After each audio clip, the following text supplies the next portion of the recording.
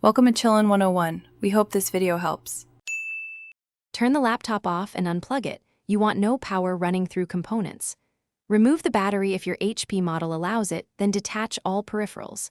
Place the laptop on a flat, clean surface and ground yourself to avoid static. An anti-static wrist strap is ideal.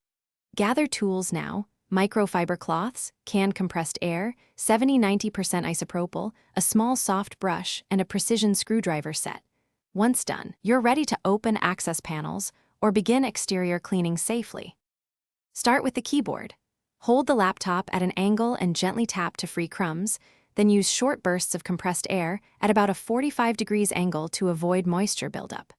For vents and fans, blow air from multiple directions to push dust out, not deeper in.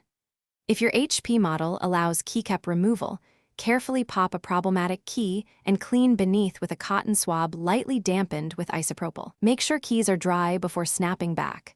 Take your time, rushing can break clips. Wipe the display with a dry microfiber cloth using gentle, circular motions.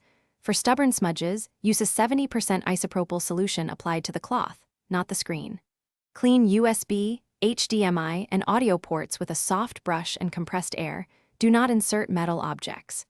Reinstall battery and external panels, then boot the laptop to confirm everything works.